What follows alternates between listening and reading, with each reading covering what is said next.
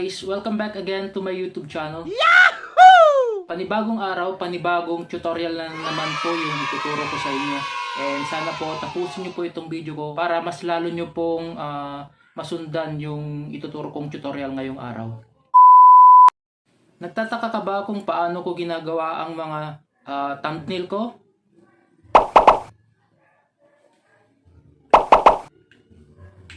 Worry no more kasi tuturo ko na po sa inyo kung paano ang pinakamadaling pag-edit ng YouTube thumbnail.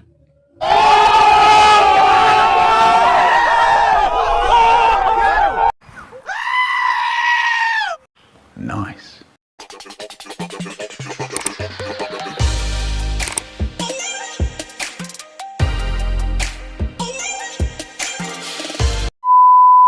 For today's video po, ituturo ko po sa inyo kung paano ko ginagawa ang aking mga thumbnails using the application PixArt and Ultimate Thumbnail Maker.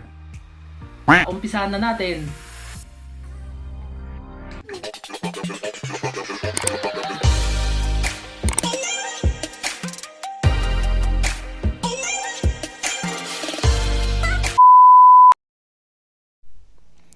So yun guys, punta tayo.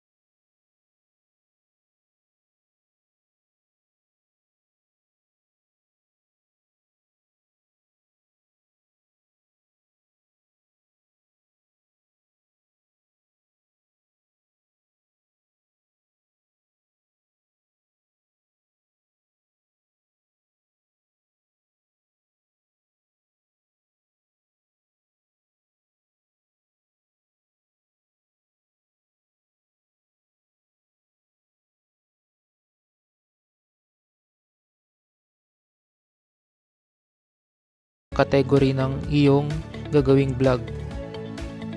So sa akin po is under po siya ng technology, kaya pinili ko po itong may laptop, may headset, etc. para po akma siya sa gagawin nating vlog. So mayroon din po siyang ad, hintayin lang po natin and then pwede na po natin siyang i-skip. And then, yun nga po, kailangan talaga ng internet connection kapag gagawa tayo ng ating ultimate or gagamitin natin ang ating ultimate thumbnail maker. Kailangan po talaga ng internet.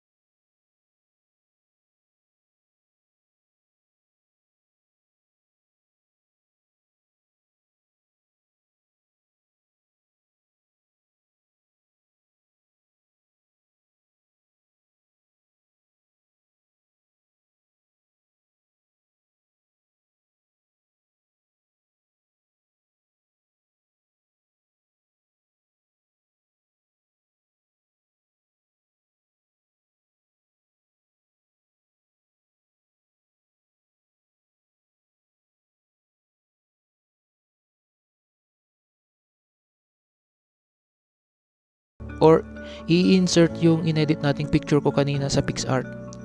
So ayan, lagay ko po siya sa gilid. So ayan.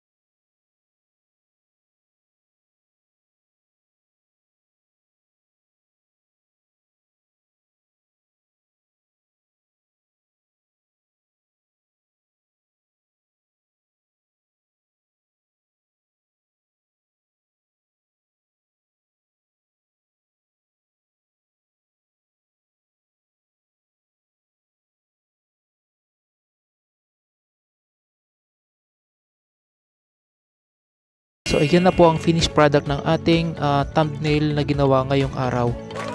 So madali lang po siya, di ba?